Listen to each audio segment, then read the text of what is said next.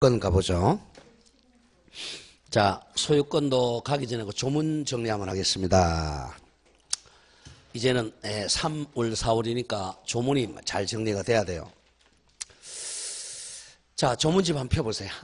뒤에 부록집 조문. 자, 모든 권리의 기본은 소유권입니다. 자, 지구상에 있는 모든 권리는 소유권이 기원이에요. 소유권에서 이제 창출되어옵니다. 자, 갑이 소유자다. 소유권자가 이제 이 객체가 물건이죠. 소유물을 사용, 수익, 처분하는 권능을 가집니다. 이 권리의 개개의 사용권을 권능이라 그래. 처분 권능, 수익 권능, 처분 권능 세 가지를 합한 게 소유권이야. 그럼 갑이 이제 사용, 수익, 처분 권능을 가지죠.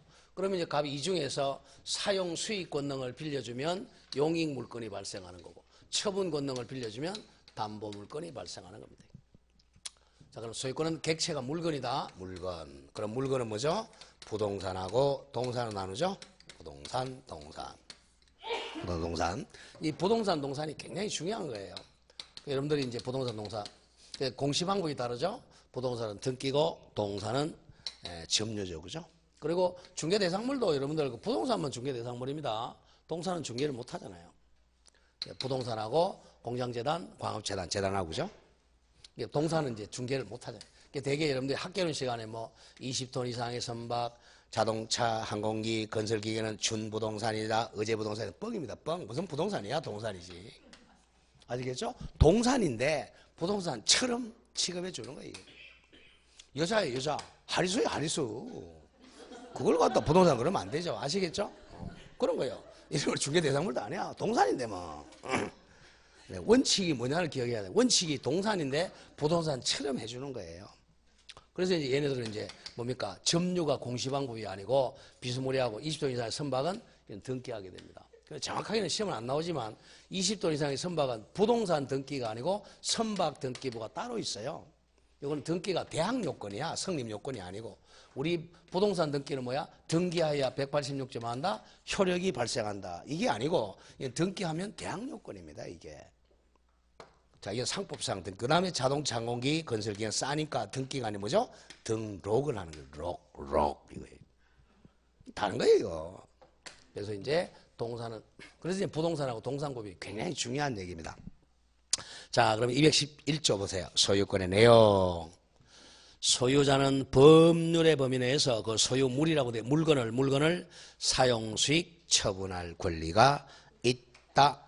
그리고 이제 213조 묶으면, 자, 이 사용, 수익, 처분권이 방해당했을 때 물권적 청구권이 발생한다는 거야.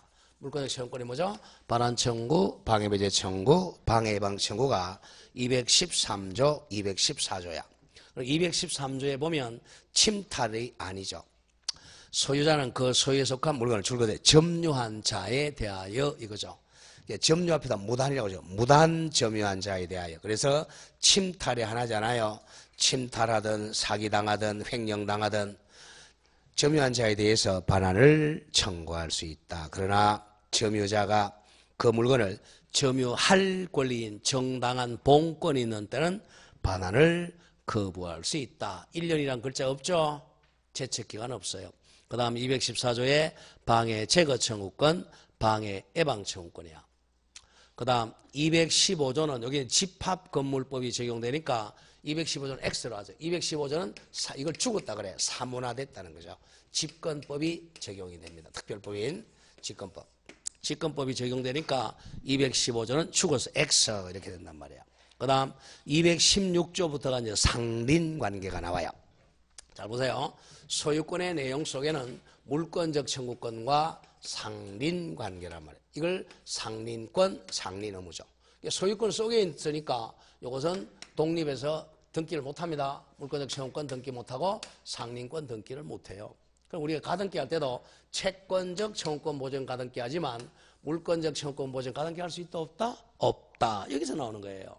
상린권인 주의, 토지, 통행권, 소유권 속이니까 등기할 수가 없다. 이렇게 돼요.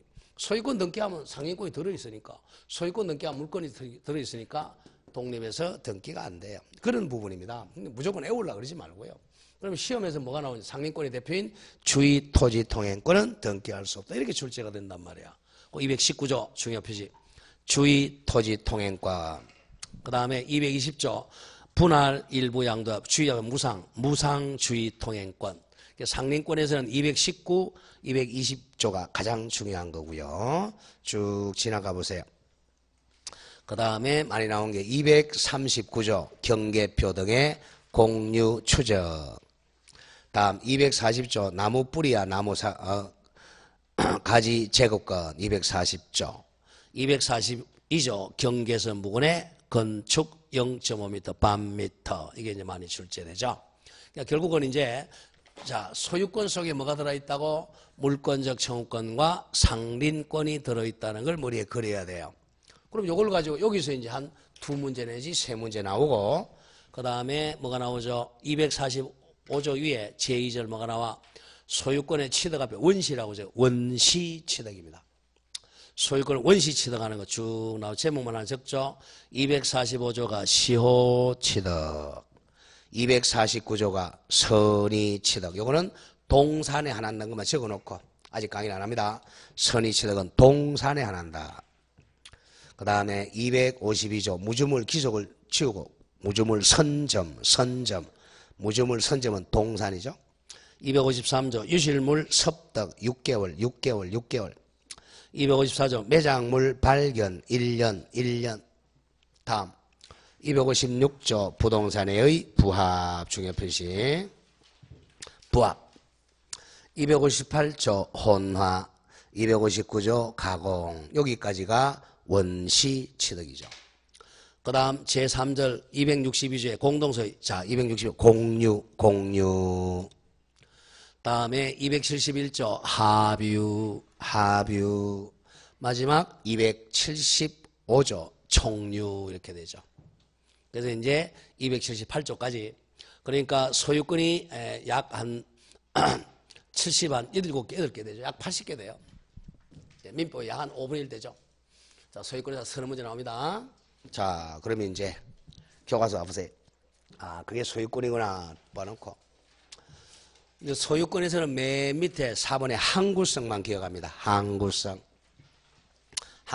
찾았어요? 자, 소유권은 영구성이야. 영구성. 소유권은 존속기간의 제한이 없다 이거야. 소유권은 존속기간이 없다. 그리고 절대로 소멸시효에 걸리지 않습니다. 소유권은 100년, 200년 잠자고 있어도 소멸시효에 걸리지 않는다. 이걸 항구성이라고 그래요. 다음 장 갑니다. 맨 위에 3번에고 소유권의 객체는 한 3, 4년에 한 문제 나오죠. 물건이죠. 물건. 소유권의 객체는 물건에 한한다. 잘라주고. 권리에는 절대 소유권이 성립할 수가 없다. 한번 나왔죠. 예컨대 아파트 분양권은 권리니까 소유권의 객체가 될 수가 없다. 자, 조심하셔야 됩니다. 소유권의 객체는 물건입니다. 물건. 여러분들이 중개 대상물하고 헷갈리면 안 돼요. 중개 대상물에서 물은 반드시 물에 하나지 않아요. 중개 대상, 물건, 권리, 행위까지 합해서 중개 대상이라고 그래요. 거기는 아파트 분양권도 중개 대상물이죠. 뭐의 중개야? 매매의 중개를 한다는 거야. 매매에. 그죠? 대토권은 안 되죠? 대토권은 왜 아직까지 발생하지 않은 거죠? 대토, 입주자 제의 같은 거. 그럼 많이 출제하잖아요. 권리금 이런 거. 그러면 답이 뻔하잖아요. 그게 뭐 대토권, 권리금, 뭐 입주권 이건 안 되죠. 다음 2절 소유권의 내용과 제한에서 211조 아까 읽었던 거죠. 같이 한번 읽어봅니다. 시작.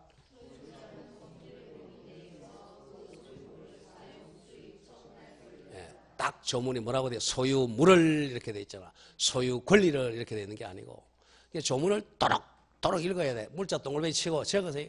동태는 좀 제발 뜨지 말자. 동태는 뜨지 말자. 소유 물 제발 생태는 좀 뜨세요. 또록하게. 에? 뭐라고요? 또록 좀 제발. 소유물을 사용수익 처분할 권리가 있다. 권리는 절대 객체가 안 돼요. 자, 그 다음 우측에 갑니다. 212조 토지 소유권의 범위. 자, 그럼 문제는요. 자, 동사는 쉬워. 범위가 딱 동사는 자, 또 이렇게 책이다. 책 요걸 사용 수익 처분하는 권리 딱 정해져 있잖아요. 동사는. 이것도 딱 요걸 사용 수익 처분하잖아. 문제는 부동산인데 부동산은 건물은 딱 정해져 있잖아요. 요거잖아요. 요걸 사용 수익 처분하는 권리죠. 문제는 토지예요. 왜 토지가 문제되느냐 하면 토지는 지표뿐만 아니라 지하와 지상까지 있잖아요. 도대체 어디까지 사용 수익 처분하느냐 이거예요. 그러면 이제 권리가 이익이잖아. 그러니까 정당한 이익이 미치는 범위 이렇게 돼 있단 말이야. 그게 212조. 토지 소유권은 정당한 이익이 있는 범위 내에서 토지 상하에 미친다. 지상, 지하까지 미친다 이거죠. 그럼 여기서 미치지 않는 걸 지상은 거의 출제가 안 돼요. 지상은 쉽게 해서 나무 심었다 생각하세요. 갑이 소유자인데 자기 땅에 나무 심었다면 나무 여기 그죠? 꼭대기부터 나무 뿌리까지 생각하면 쉬워요. 자, 그럼 이 중간에 있는 지하수는 토지 소유권의 객체죠, 당연히. 그러니까 온천권도 소유권의 객체니까 독립된 관습상 온천권 인정된다, 안 된다? 안 된다. 앞에서 배웠잖아. 관습상 물건이 아닌 게 뭐죠? 온천권, 사도통행권, 공원이용권, 그 다음에 뭐죠? 미등기 부동산의 양수인 요 4개잖아요. 여기서 나오잖아. 이 소유권의 객체라는 거죠. 근데 예외적으로 이제 광물이죠. 자, 광물은 지하 한 50m에 나더라도 이건 누구 거야? 국유잖아. 그러니까 광업권의 객체죠. 광물은 소유권의 객체가 안 된다는 거죠. 그 말만 하나 기억하면 되겠죠? 하나, 둘, 셋, 넷, 5문제. 주의할 점만 줄거세요. 광물은 광업권의 객체다. 고로 소유권이 미치지 않는다. 이것만 기억하면 돼. 미채굴 광물은 소유권의 객체가 아니고 광업권의 객체다. 근데 광업권은 혼동으로 소멸하지 않는다. 그렇게 배웠잖아요. 그죠? 토지 소유권과 광업권은 병존하기 때문에 혼동으로 소멸 안 해요. 다음, 이번 상린관계는 정확하게 좀 적으세요. 상린관계, 교과서 두리뭉실할 적으면 안 돼요. 이것도 상린관계도 부동산에만 있는 거예요. 동산에는 상린관계가 없어요. 상린이 이제 서로 상자, 이웃 린자입니다. 이웃 린자라는 게, 이웃 린. 한자는 못 써도 됩니다. 한자로 안 나오니까. 이웃 린, 인접 린이야. 인접 린. 상린해서는 상린관계에서 서로 법률 규정으로 권리 의무가 발생하는 걸 상린관계라 그래요. 자, 상린관계는 자 적어보세요. 인접한 부동산 이용자, 가로 열고 4명, 소유자, 지상권자, 전세권자, 임차인 가로 닫고, 인접한 부동산 이용자 가로 열고 소유자, 지상권자, 전세권자, 임차인 가로 닫고, 인접한 이용자 가로 닫고 상호간의 권리 의무 관계를 상린관계라 그래. 인접한 부동산 이용자 상호간의 권리와 의무 관계를 상린관계라 그래. 법률의 규정에 딱 정해져 있어요. 216조부터 244조 약 29개 조문입니다. 자, 그걸 기억하고 인접해야 됩니다. 대표가 뭐였죠? 주의 토지 통행권, 또 인지 사용 시험권이죠. 자, 밑에 이제 상린권에 갑니다. 2번에서 동그라미 2번 내려온 2번. 상린권은 권리는 권리고 의무는 의무죠. 상린 권리 의무는 이러면 돼. 상린 권리 의무는 소유권에 규정하고 있지만 소유권에 줄긋고 216조 내지 244조 약 21개 조문에 규정하고 있지만 이걸 두 군데 준용하고 있죠. 인접한 지상권하고 전세권에 준용하고 있습니다. 그리고 임차권에도 유추 적용합니다. 준용 규정 없지만 결국은 네 사람 누구누구라 그랬어? 인접한 소유자, 지상권자, 전세권자, 임차권자 간에는 상린관계가 있다 이거야. 상린관계 대표적으로 이 층간소음 생각하면 돼요. 위에서 쿵쿵쿵쿵 하지 말라. 상린 의무예요. 자, 그러면 다음 장 가보죠. 동그라미 3번. 아까 했지만 상린관계는 무슨 권의 내용으로 적혀있죠?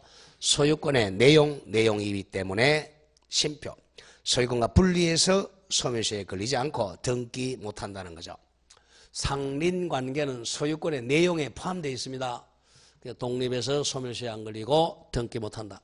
그리고 4번에 상린관계는 예외적으로 임의 규정이야. 물권법은 원칙은 강행 규정인데 상린관계는 임의 규정이라는 게 판례입니다. 임의 규정의 뜻이 뭐예요? 특약으로 그 규정을 배제할 수 있다. 쉽게 해서 포기할 수 있다는 거죠. 다음 밑에 이제 4번에서 상린권의 구체적 내용에서는 215조는 지우라 그랬죠. 맨 밑에 동그라미에서 3번 나오죠. 여기는 특별법인 직권법이 적용이 되니까 215조는 적용이 안 돼요. 자, 오른쪽 갑니다. 이 인지 사용 청구권. 자, 이웃 린자인데 머리로 나오니까 두원법칙에서 동그라미로 바뀌겠죠. 인지 사용 청구권 보죠. 216조. 제1항 토지 소유자는, 그럼 여기다가 3명 더 적어봐. 토지 소유자 누구누구, 지상권자, 전세권자, 임차인, 경계나 그 근방에서 담 또는 건물을 축조하거나 수선하기 위하여 필요한 범위의 이웃 토지 사용을 청구할 수 있다. 이걸 줄여서 인지 사용 청구권이 있다. 그러나 이웃 사람의 성낙이 없으면 주거에는 들어가지 못합니다. 주거에 들어갈 때는 반드시 성낙받아야 돼. 왜냐하면 이거는 판결로도 가름 못해요. 빨가벗고 있는데 판사가 들어가라 못한단 말이에요. 그리고 제2항 상린관계에서 손해보면 손해는 보상해줘야 돼요. 전항의 경우 그러면 인지 사용의 경우 이렇게 하죠. 인지를 사용한 경우 이웃 사람이 손해를 받은 때는 보상을 청구할 수 있습니다. 여기는 배상이라 그러지 않고 보상이라 그래요. 적법행위로 손해가 발생하면 보상이라 그럽니다. 수용도 보상이라 그러잖아요. 상린관계에서도 배상이 아니라 보상이 됩니다. 다음 장 넘어갑니다. 물은 시험에 안 나오고 5번 주의 토지 통행권. 주의 토지 통행권 중요 표시하고요. 여기는 거의 많이 출제합니다. 상린관계에서 가장 중요한 게 주의 토지 통행권. 자, 비슷한 말 적어보세요. 통행지역권하고 비슷해요. 자, 통행지역권은 지역권이니까 계약으로 성립하죠. 통행지역권 설정계약과 등기해야 돼요. 상린관계는 법률의 규정으로 성립하니까 등기 못한다 그랬죠. 계약으로 성립하는 게 아니라 법률 규정으로 성립한단 말이에요. 주의 토지 통행권. 자, 219조 보세요.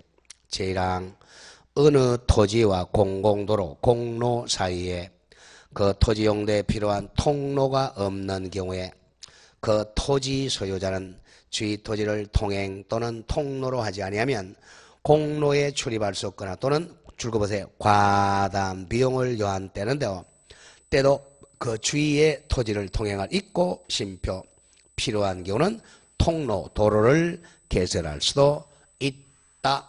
이와 같이 주위 토지 통행권자는 아스팔트도 깔 수 있다는 거야. 그러나 줄로 나간다. 이로 인하여 손해가 가장 크니야 적으냐. 손해가 가장 적은 장소와 방법을 선택을 해야 됩니다. 왜냐하면 남의 땅에다가 아스팔트 깔고 걸어다닌단 말이야. 그러니까 한 3m 정도 거리를 갈 수 있는데 30m 깔면 안 되죠. 그래서 가장 손해가 적은 장소와 방법을 선택을 해야 됩니다. 그리고 당연히 제2항 전항의 주의 토지 통행권자는 통행지 소유자에게 당연히 손해는 보상을 해야 됩니다. 자, 오른쪽 이 요건으로 합니다. 요건. 기억 통로가 없거나 과다한 비용을 요하는 경우에 주의 토지 통행권이 인정이 됩니다. 그 판례학습에서 그 2번 기억 2번. 조금 전에 읽었지만 민법 제219조 몇 조까지는 시험에 안 나와요. 219조에 정한 주의 토지 통행권은 인접한 토지의 상호 이용 조절에 기한 권리로서 즉 상린권이라는 거야. 자, 줄로 나간다. 토지 소유자 아까 적었던 거죠. 누구누구 지상권자 전세권자 등이라는 것은 임차권자가 빠져 있다는 거야. 지상권자 전세권자 임차권자 등 토지 사용권을 가지는 자에게 인정되는 권리다. 잘라주고 따라서 명의신탁자. 자, 유효한 명의신탁자는 내부적으로만 소유자죠. 외부적 소유자가 아니죠. 외부적 소유자가 아니니까 주의 토지 통행권이 없다는 겁니다. 명의신탁자는 대외적 소유권이 없으므로 주의 토지 통행권이 인정되지 않는다. 자주 나오는 판례자 조심하고요.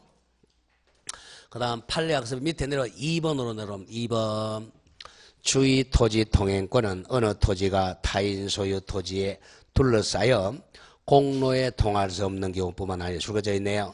기존 통로가 있더라도 예컨대 한 폭이 한 1m밖에 안 돼. 1m밖에 안 되면 경운기 못 다니죠. 그런 경우도 인정된다는 거죠. 기존 통로가 있더라도 그것이 당의 토지 이용에 부적합하여 실제로 통로로서 충분한 기능을 하지 못한 경우에도 한 3m로 폭을 넓히는 것이 인정이 된다. 자, 다음 페이지 갑니다. 아까 상린관계는 누구한테만 있다 그랬어요? 인접한, 소유자, 지상권자, 전세권자, 임차인에게 있습니다. 자, 지역권자에게는 없어요. 이걸 찾아요. 지역권자는 왜 없겠어요? 점유를 못 하잖아요. 지역권자는 점유를 못 하니까 상린을 할 수가 없죠. 점유를 못 하니까. 그 점 조심하고 또 이같이 정당한 점유할 수 있는 사람들이죠. 이 사람한테 인정된 경계니까 인접하니까. 불법 점유자에게는 인정이 안 된다는 거예요. 그게 디귿 얘기입니다. 디귿 조심한다. 판례학습 원본 보세요. 자, 통행지역권은 모두 인접한 토지의 상호. 자, 지역권도 마찬가지입니다. 지역권도 통행지역권, 남의 땅 사용 지역권도 인접한 토지의 상호 이용 조절에 기한 권리로서 줄긋는다. 토지 소유자, 지상권자, 전세권자 등 토지 사용권을 가지는 자에게 인정되는 권리를 할 것이므로 심표. 그냥 읽어나간다. 이와 같은 권리가 아닌 줄것이에요. 토지의 불법의 동그라미 쳐. 불법 점유자는 토지 소유권의 상린관계로서 통행권 앞에다 주의를 넣어 주의 통행권 주장이나 또는 통행지역권의 시효취득을 주장할 수도 없다. 요 점을 기억해야 돼요. 불법 점유자는 상린권인 주의 통행권도 없고 상린관계인 시효취득, 통행지역권의 시효취득할 수도 없다. 이건 지역권에서도 자주 냅니다. 불법 점유자는 상린관계도 없다. 주의 통행권도 없다. 또 지역권인 통행지역권 시효취득할 수도 없다. 그 점을 조심하고, 그 다음 원래 이제 상린권에서는 상대방에게 손해를 입히면 손해를 보상하라 그랬죠. 이게 원칙이에요. 예외적으로 공짜가 있다는 거야. 예외. 요게 이제 220조 공짜입니다. 요게 이제 분할이나 일부 양도가 돼가지고 맹지가 됐을 때 맹지 소유자 보호입니다. 분할이나 일부 양도 이용 공짜. 거기 리얼인데 조금 못하는 읽어보죠. 리얼. 거기다 예외라고 하죠. 동그라미 리얼, 예외, 공짜. 가보죠. 원래 공로에 통하고 있던 토지가 동그라미 쳐 분할 또는 일부 양도로 공로에 통하지 못하는 토지 즉 맹지가 된 경우에는 심표. 그 토지 맹지 소유자는 다른 분할자 또는 양소인의 토지로 통행할 수 있고 이때는 보상 의무가 없다. 공짜다. 거기 249조가 아니고요. 220조입니다. 몇 조로 바꾸라고요? 220조로 바꿉니다. 공짜는 분할이나 일부 양도로 맹지가 됐을 때만 보상 의무가 없어요. 220조. 220조 판례가 왼쪽으로 오른쪽 가보세요. 맨 밑에 판례학습 6번 판례입니다. 우측에 6번 판례 찾았어요? 자, 읽어나간다. 분할 또는 일부 양도로 인하여 공로에 통하지 못하는 토지 즉 맹지가 생긴 경우에 심표. 분할 또는 일부 양도 전에 종전 소유자가 그 포위된 토지를 위하여 인정되는 통행사유권 줄거세요. 직접 분할자, 직접이 포인트면 직접 분할자, 직접 일부 양도 당사자 사이에만 적용된다. 잘라주고 무상 공짜 통행권은 직접 당사자 사이에만 공짜가 인정되고 잘라주고 포위된 토지 즉 맹지 또는 피통행지의 특정 선계인의 경우는 공짜가 아닙니다. 특정 선계인은 주의 통행권의 일반 원칙으로 돌아가서 통행권의 범위를 다시 따로 정해야 됩니다. 자, 공짜는 직접 당사자만 공짜입니다. 특정 선계인은 공짜다, 공짜가 아니다. 공짜가 아니다. 그 점 정리하고요. 자, 왼쪽에 동그라미 3 내용으로 한번 보죠. 내용에서 동그라미 니은 옵니다. 동그라미 니은. 주의 토지 통행권자는 남의 땅을 통행만 하는 사람입니다. 남의 땅의 소유자가 아니에요. 남의 땅 통행하는 사람이야. 니은 주의 토지 통행권자는 통로 개설할 수 있어요. 한 3m 정도 통로 만들 수 있고 또는 신장로 깔 수도 있어요. 개설이나 유지 비용을 부담하여야 한다. 잘라주고. 남의 땅을 사용하니까 유지 비용은 자기가 들여야 돼. 자, 그러고 또 통로 개설로 인한 손해가 가장 적은 장소야, 큰 장소야, 적은 장소와 방법을 선택을 해야 돼. 네가 그냥 통행만 해야지 배타적 점유하면 안 돼요. 땅 주인하고 통행권자는 공동으로 통행해야 돼. 독점적 통행은 안 된다. 배타적 점유는 인정되지 않고 다만 통로 개설이나 통로 포장은 가능합니다. 자, 그런 점 기억하고 리얼 이것도 한번 출제된 판례네요. 어느 토지와 공로 사이에 그 토지 용도에 필요한 통로가 없는 경우에 그 토지 소유자에게 그 주의 토지 통행권을 인정하면서 그 통행권자로 하여금 통행지 소유자의 손해를 보상하도록 규정하고 있는 경우에는 심표 주로 나간다. 통행권자의 허락을 얻어 이겁니다. 통행권자의 허락을 얻어서 사실상 통행하고 있는 자에게는 허락 얻었으니까 손해보상을 청구할 수가 없다 이거죠. 다음 오른쪽 판례학습에서 자 1번에 건축법하고 민법은 전혀 별개입니다. 건축법은 공법이고 민법은 사법이에요. 건축법상의 거리하고 민법 상린권하고 전혀 별개입니다. 가보죠. 1번. 건축법에 건축과 관련하여 도로에 관한 폭 등의 제한 규정이 있다 하더라도 이는 건축법은 건물 신축이나 정개축 허가 시 그와 같은 범위의 도로가 필요하다는 행정법규, 행정법에 불과할 뿐 심표 위 건축법 규정만으로는 당연히 포위된 토지 소유자에게 그 반사적 이유로 주로 나간다. 건축법에서 정하는 도로 폭이나 면적과 일치하는 주의 통행권이 생긴다고 할 수는 없다. 2번도 언더라인 근거만 기억하세요. 자, 일단 주의 토지 통행권이 발생했을지라도 나중에 소멸 가능합니다. 했을지라도 나중에 그 토지에 접하는 공로가 개설됨으로써 주의 통행권을 인정할 필요가 없다고 인정되면 통행권은 당연히 뭐겠죠? 소멸난다. 그 나머지를 한번 읽어보시고 이렇게 해서 주의 토지 통행권은 마칩니다. 다음 물에 대한 상린관계는 거의 출제하지 않습니다. 출제하지 우리 상식적으로 그 배수에서 기억 보세요. 자연적인 물은 그대로 배수해 줄 의무가 있습니다. 막으면 안 돼. 땡땡. 물은 어디서 어디로 흐르죠? 낮은 데서 높은 곳으로 흘러요? 높은 데서 낮은 데서 흘러요? 물은 높은 곳에서 낮은 곳으로 흐르는 것이 자연의 이침으로 주로 나간다. 토지 소유자는 이웃 토지로부터 자연입니다. 자연이 흘러오는 물을 막지를 못합니다. 이런 거 틀린 사람은 없겠죠, 그죠? 뭐 틀린 사람이 있으면 어쩔 수 없고. 오른쪽 7번 갑니다. 경계, 요건 자주 내요. 경계. 항상 상린 관계는 경계하고 관련이 많아요. 경계 때문에 싸우잖아요. 자, 1. 경계표 담의 설치권. 서로 인접하고 있는 토지 소유자는 다른 관습이 없는 공동비용입니다. 공동비용으로 통상의 경계표나 담을 설치할 있다. 이때 비용은 쌍방이 반반입니다. 비용은 절반하여 반반하여 부담한다. 이와 같이 경계표나 담의 설치비용 반반입니다. 그러나 청량비용은 아니에요. 다만 청량비용은 돈이 많이 드니까 청량비용은 면적에 비례해서 부담합니다. 청량비용은 어떻게 낸다고? 면적에 비례해서 부담합니다. 그리고 그 뒤에 경계에 설치되어 있는 경계표, 담, 국어가 뭐죠? 국어는 작은 개월 수로죠, 그죠? 국어 등은 상린자의 공유로 추정합니다. 추정한다. 그 다음에 2번은 거꾸로 잘 내요. 나무 뿌리하고 나무 가지 사건입니다. 자, 인접지 수목 가지, 나무 가지가 경계를 넘은 때는 가지는 2차로 제거해야죠. 그 나무 가지 소유자에 대해서 1차로 가지 제거를 청구할 있고 상대방 즉 소유자가 이에 응하지 않은 때는 청구 2차로 나무 가지를 제거할 수가 있다. 잘라주고. 다만 나무 뿌리는 막 자르죠.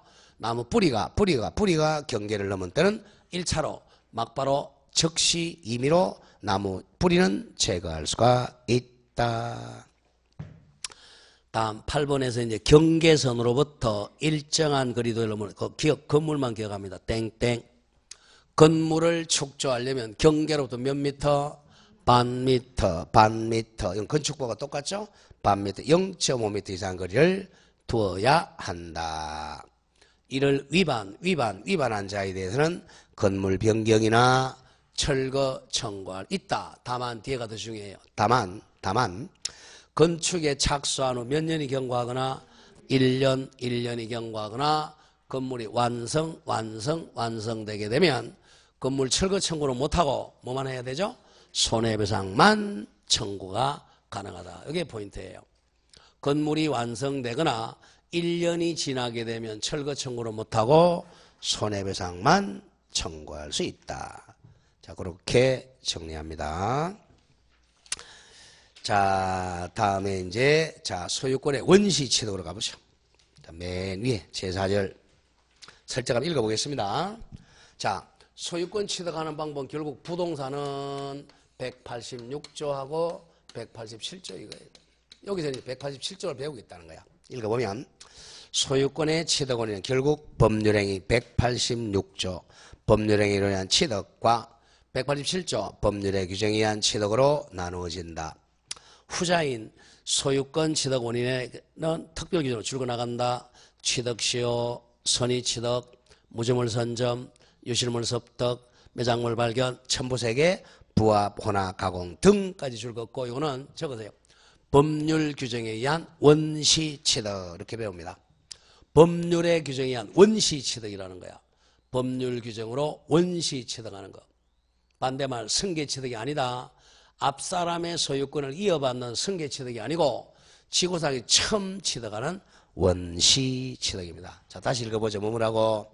취득시효, 선의취득, 무주물 선점, 유실물 습득, 매장물 발견, 부합, 혼합, 가공을 우리가 원시취득이라 그럽니다. 원시취득. 자, 지구상 처음 취득하는 거. 자, 그러면 교재 22페이지로 한번 와보세요. 그러면 이제 총치기 쉬워져요. 22쪽에 오면 총치기. 22페이지를 외우지 말고 여기서 외우면 22페이지는 그냥 외우지는 거야. 맨 밑에 가로열 4번에 권리 변동의 형태에서 1. 권리 발생 같은 말이 뭐죠? 권리 취득이잖아. 권리 취득은 동그라미 1번 원시 취득과 반대 2번 승계 취득으로 나누잖아. 1번에 원시 취득 바로 나오죠. 지금 읽었던 거 두 번째 줄 읽어나가보죠. 무주물 선점, 유실물 습득, 매장물 발견, 건물 신축. 그 앞에다 몇 개 적으면 되겠죠. 뭐뭐 적어야 돼? 취득시효, 선의취득 거기에 빠져있죠. 취득시효, 선의취득 그렇게 또 출제를 해요. 자, 그럼 또 앞에서 요약집 나왔을 때 요약집은 다 그렇게 정리되어 있어요. 우리 교과서는 그냥 뭐 흘렁흘렁한 거고. 자, 다시 원리식 돌아옵니다. 그럼 여기서 이제 가장 그 시간이 많이 걸리는 게 취득시효예요. 그거는 조금 이따 하고 저 뒤로 건너갑니다. 자, 쉬운 것부터 보자. 301페이지로 옵니다. 301페이지. 무주물 선점. 찾았어요? 유실물 습득, 매장물 발견. 뒤에 제가 원시 취득입니다. 그냥 무주물 선점, 유실물 습득, 매장물 발견. 이게 입에 붙어 있어야 됩니다. 선점, 습득, 발견. 이렇게 얘기합니다. 자, 선점은 먼저 점유하는 거잖아. 먼저 선자, 그죠? 자, 먼저 선점. 이거는 조심할 게 자주 점유로 선점해야 돼. 무슨 점유? 자주 점유해야 돼요. 무주물 선점. 대표적인 내가 적으세요. 폐지나 공병 줍는 거. 이게 무주물 선점입니다. 담배꽁초 줍는 사람이 추석 피면 임자죠. 무주물 선점. 자, 무주물은 소유자가 없는 물건을 무주물이라 그래요. 자, 요거는 조문집을 한번 펴보세요. 교과서 조금 안 좋아요. 자, 조문집을 정확하게 기억하면 돼. 252조. 252. 찾았습니까? 자, 252조 제목이 무주물 기소 라인을 선점으로 바꾸라 그랬죠? 무주물 선점. 에서 제1항 읽어보세요. 무주의 동산을, 즉 현재 소유자가 없는 것을 무주라 그래. 현재 소유자가 없는 동산을 소유의 의사가 바로 자주죠. 자주 점유한 자가 소유권을 취득하는 걸 무주물 선점이라 그래. 길거리 버려진 공병, 폐지 등은 할머니가 선점하면 소유권 취득하잖아. 새벽에 할머니, 할아버지가 리어카 끌고 다니면서 폐지 줍죠, 그죠? 그게 무주물 선점이야. 소유자가 없는 물건이니까 적시 원시 취득이에요. 근데 제1항 갑니다. 무주의 부동산은 국유입니다. 2항 무주의 부동산은 국유입니다. 무주의 부동산은 선점이 아니고 국유예요. 이게 문제되는 게 독도 문제입니다. 우리 민법도 무주의 부동산은 국유라고 돼 있고 이 쪽발의 민법도 무주의 부동산은 국유다 이렇게 돼 있는 거야 이제. 이게 자기 나라는 딱 맞는데 이게 국제법으로 문제가 되는 거야 이제. 그 문제는 독도가 이제 지나 땅 이러는데 그럴 때는 이제 국제법은요 현실 지배가 우선합니다. 독도 누가 있어요? 대한민국 군인가가 있죠, 그죠? 대한민국 겁니다. 우리 땅이다 그러면 안 돼. 일본 놈의 새끼들 우리 땅이다 그러는데 대한민국 땅이다 이렇게 돼야 돼. 아시겠죠, 그죠? 대한민국 땅입니다. 그놈의 새끼들. 나이 그죠? 안영묵 씨 같은 사람이 다시 생제. 대한민국 땅입니다. 무주물 선점. 근데 이제 독도는 반드시 대한민국 땅이고. 자, 제3항. 야생동물도 무주물이에요. 토끼, 꿩, 노루도 무주물이니까 먼저 사냥한 사람이 원시 취득하는 거예요. 그 점 기억하고. 무주의 부동산은 국유입니다. 다음 253조. 유실물은 우리 분실물 생각하면 돼. 섭득한 사람이 6개월 지나면 소유권 취득해요. 자, 유실물, 분실물은 주소면 섭득하면 경찰서 갖다 줘야 돼요. 그럼 법률, 즉 유실물법에 정한 바에 따라 경찰이 공고합니다. 자, 유실물 섭득해 놨으니까 소유자에 찾아가라 라고 공고했는데 6개월 내에 소유자가 안 찾아가면 섭득자가 원시 취득이에요. 요거는 소유자가 있으니까 6개월 기간 지나야 돼. 내가 지하철이나 이런 데서 이제 유실물 섭득했어요. 그럼 경찰서 갖다 주고 집에 가 빨리 갖다 주고 집에 가 빌어야 돼. 6개월 동안 정한수 떠놓고서 제발 소유자에 찾아가지 말라라고 빌어야 됩니다. 5개월 빌어가지고 딱 찾아가 보면 꽝이야. 6개월입니다. 그런데 보상금은 받아요. 원해지 20%. 원해지 20% 시험 안 나온다. 6개월만 해요. 요게 옛날에는 1년이었어요. 하도 지하철에 분실물이 많으니까 보관하기 힘드니까 6개월로 바꾼 거야. 거기 돼 있죠. 개정 2013년 4월로 이렇게 돼 있죠. 13년대 바꿨어요. 6개월입니다. 아직 우리 교재는 안 바뀌어가지고 1년도 돼 있어요. 자, 교재 오세요. 교재 바꿔주죠. 교재 2번 내려와서 유실물 섭득에 1년이 있죠, 그죠? 교과서. 1년을 몇 개월 바꿔라? 6개월 내에 이렇게 바뀌었다 그랬어요. 유실물 섭득은 6개월로 바뀌었다. 그건 기억해야 돼요. 그 다음 254조 매장물 발견입니다. 이건 1년. 매장물은 뭐 땅이나 뭐 다른 물건에 숨겨져 있는 물건이 매장물이죠. 매장물은 법률에 정한 바에 공고하는 몇 년? 1년 내에 소유자가 권리를 주장하지 않으면 발견자가 소유권을 원시 취득합니다. 자, 그러나 뒤에 걸 가끔 내요. 자기 물건이 아니라 타인의 토지, 타인의 물건으로부터 발견한 매장물은 발견자하고 그 토지나 물건 소유자 반반씩 2분의 1씩 공유해서 취득합니다. 자기 땅에서 매장물 발견하면 발견자가 소유자인데 남의 땅에서 발견하면 반반씩 취득합니다. 자, 다시 간다. 무주물 선점은 얼마 있어야 소유권 취득해? 무주물 선점은 적시입니다. 적시. 근데 무주의 부동산은 국유야. 네, 근데 유실물은 얼마? 6개월. 섭득. 매장물은 1년. 그런데 재수 없는 게 255조. 문화재는 국유입니다. 문화재는 국유다. 그럼 이제 국유 2개 외워야 되겠죠, 그죠? 국유. 조금 전에 뭐 배웠죠? 무주의 부동산. 소유자가 없는 부동산, 국유다. 두 번째, 문화재는 국유입니다. 이거는 개인이 사유할 수 없다. 자, 그렇게 되겠고, 그 다음에 256조 부합 혼합. 부동산의 부합 갑니다. 부동산의 부합. 자, 이거는 가끔 출제하는데요. 자, 부합. 자, 부착 더하기 합체. 이걸 합한 말이에요. 부합. 부착. 부착만 돼 가지가 아니고 부착. 부착은 이거죠. 이런 거 부착. 툭 떨어지면 떨어지잖아요. 아직은 부합 안 됐어요. 더하기 합체. 자, 그게 부합물.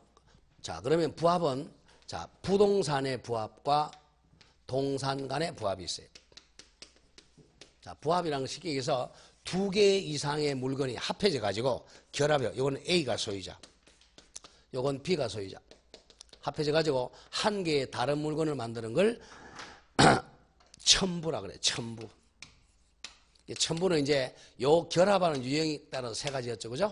부합, 혼합, 가공. 여기서 거의 부합으로 출제를 많이 해요. 자, 부합은 자, 이게 부동산의 부합. 자, 예컨대 대표적인 애가 토지는 부동산이에요, 동산이에요? 토지 부동산이죠? 자, 갑의 토지에 이제 소유자가 달라요. 을이라는 사람이 자기 집에 나무를 가져와, 나무 수목, 나무 한 그루 가져와 가지고 심었어요. 아직 이렇게 여기는 아직 부착 상태, 아직 부합 안 됐죠. 쏙 뽑히니까 좀 몇 개월 지나야 되겠죠.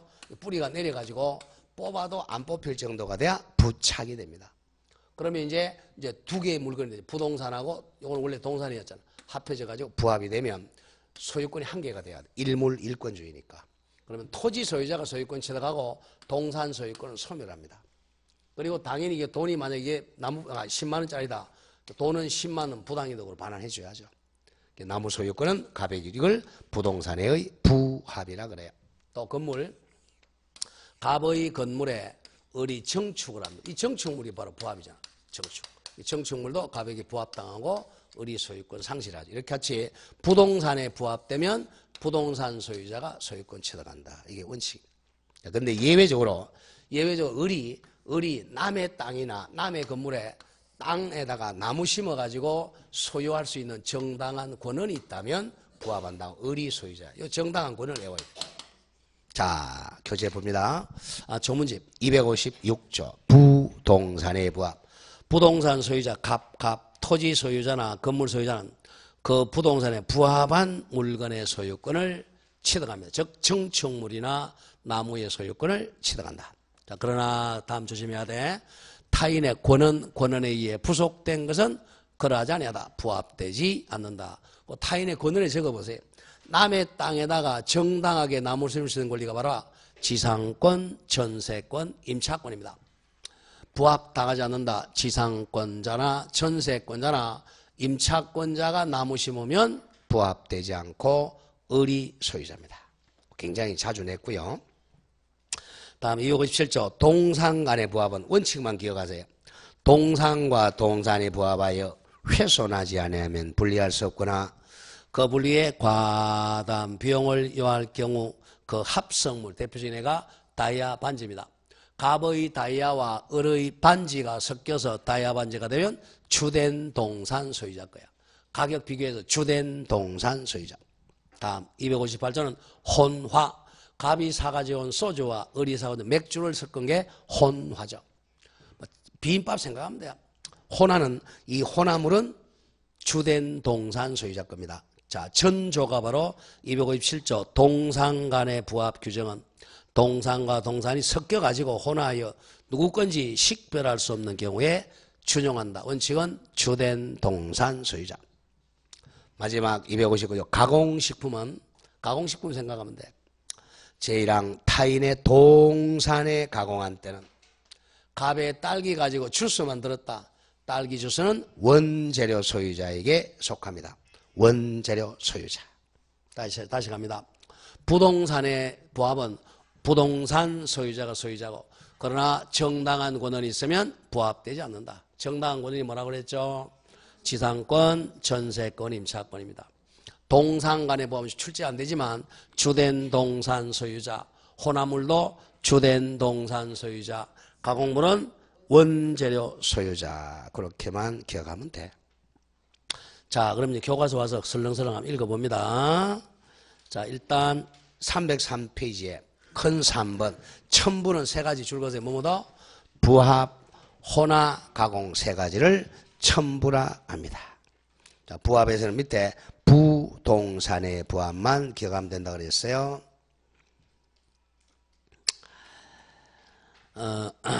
자, 다음 페이지 한번 가보세요. 그 판례학습 보세요. 판례학습. 부합 밑에 판례학습. 부동산에 부합된 물건이 사실상 분리복구가 불가능하여 거래상 독립한 권리의 개책성을 상실하고 그 부동산과 일체를 이루는 부동산의 구성 부분이 됐네요. 그러면 부합당했네요. 그것은 타인의 권한에 의해 부합시키더라도 구성 부분이니까 그 물건의 소유권은 부동산 소유자 갑에게 귀속합니다. 구성 부분이 돼버리면 부합당해버려요. 자, 그 다음 오른쪽에 와서 제5제로입니다. 소유권에 기한 물청. 자, 213조. 자, 한번 읽어보죠. 소유물 반환 청구 시작.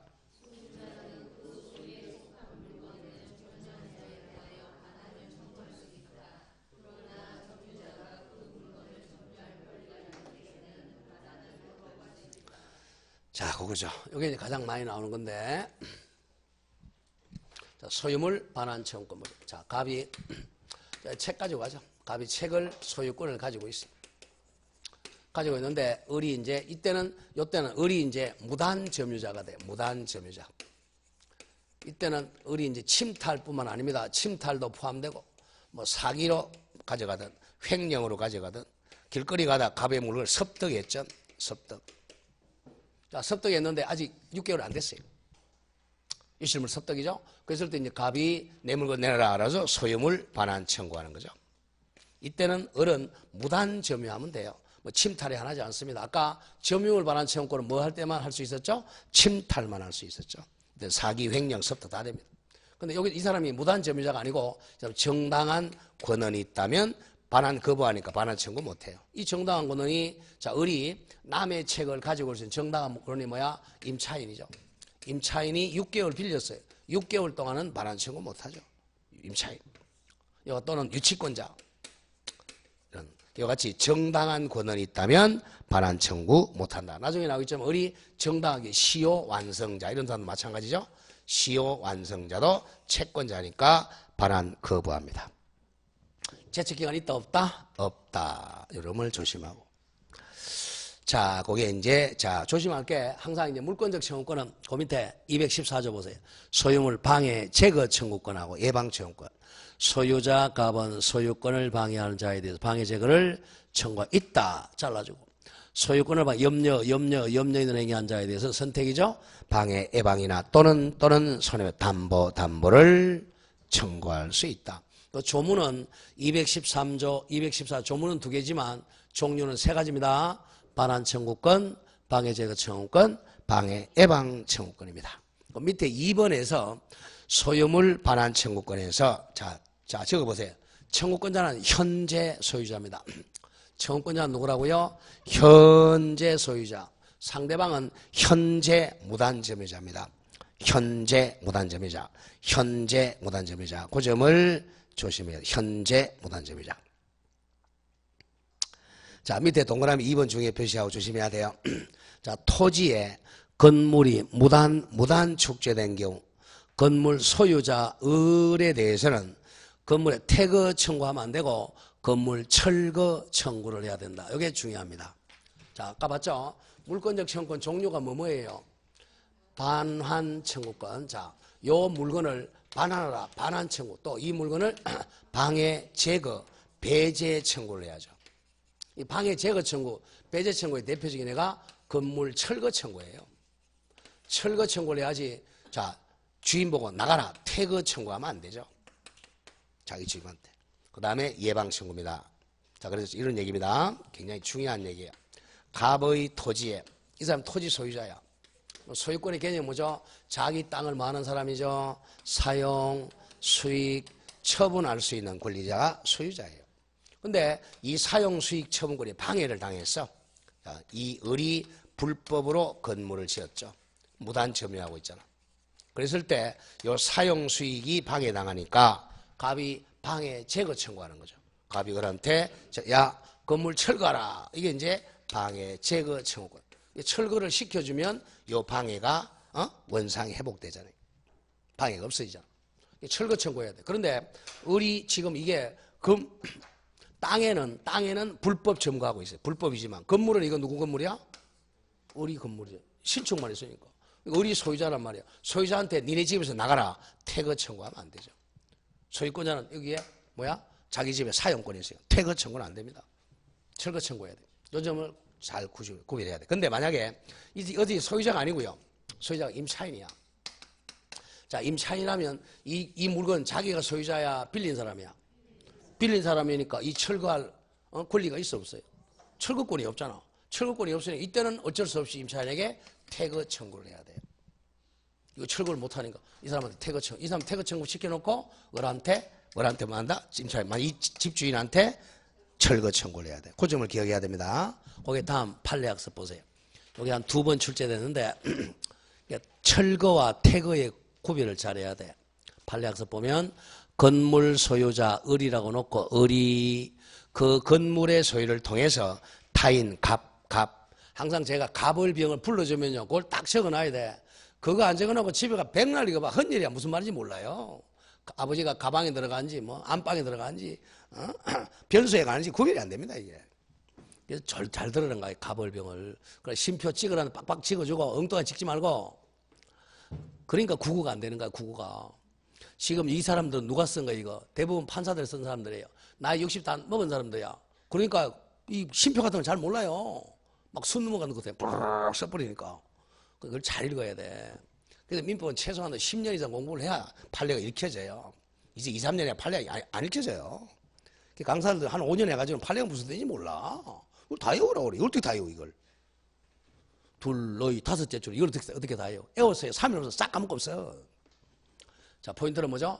자, 이거야. 소유자한테는 철거 청구, 소유자가 아닌 사람한테는 태거 청구. 그 결론입니다. 보죠. 건물 소유자 을이 건물 소유를 통해 타인 갑 소유 토지를 점유하고 있다 하더라도 심표 그 토지 소유자 갑입니다. 갑이 이제 토지 소유자로서는 건물 철거와 그 건물 철거 청구는 방해 배제 청구죠. 그 대지분의 인도 청구는 반환 청구죠. 대지에 반환 청구 있을 뿐이다. 잘라주고. 자, 조심합니다. 자기 소유 건물을 점유하는 자, 을은 이제 불법 점유자야. 불법 점유자 을에 대해서 소유자이기 때문에 그 건물에서 태거를 청구할 수는 없다. 이게 포인트입니다. 갑의 토지에 을이 불법 건물을 지었을 때 갑이 을에게 뭐 해야 된다? 건물 철거 청구하고 토지 명도를 청구해야 되지. 건물에서 태거를 청구할 수는 없다. 그 점 정확하게 기억하고. 다만 예외 나옵니다. 다만 예외적으로 이제 문장이 그럼 2개예요. 건물 소유자 아닌 건물 사용자 대표적인 임차인이죠. 건물의 임차인에 대해서는 반대로 건물 태거 청구하고 대지 반환을 청구할 수가. 자, 태거 청구해야죠, 그죠? 임차인에 대해서는 뭐 해야 돼요? 태거 및 대지 반환 청구 있고 뭐는 못한다? 철거 청구할 수는 없다. 밑에 이제 토지 인도 청구는 아무한테나 할 수 있어요. 자, 그 점 조심하고요. 그 다음 3번입니다. 건물 반환을 청구할 수 있는 다만 주거는다. 점유자 을이 그 물건을 점유할 권리 보험권입니다. 보험권이 얘들 나오죠. 정당하게 점유할 권리 지상권이나 전세권이나 임차권이나 동시행항변권 하나 더 있죠. 유치권 등이 있는 때는 반환을 거부할 수 있다. 거부하니까 갑은 을에게 반환 청구할 수가 없다. 이렇게 됩니다.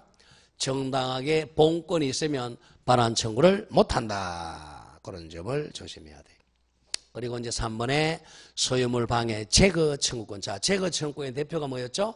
건물 철거 청구권이었죠. 그 다음에 4번에 방해 예방 청구권의 선택입니다. 밑에서 2번째 줄 맨 뒤에 예방과 손해배상 담보는 선택적으로 청구할 수가 있다는 점을 조심해야 됩니다. 자, 그럼 물권적 청구권 3개 뭐예요?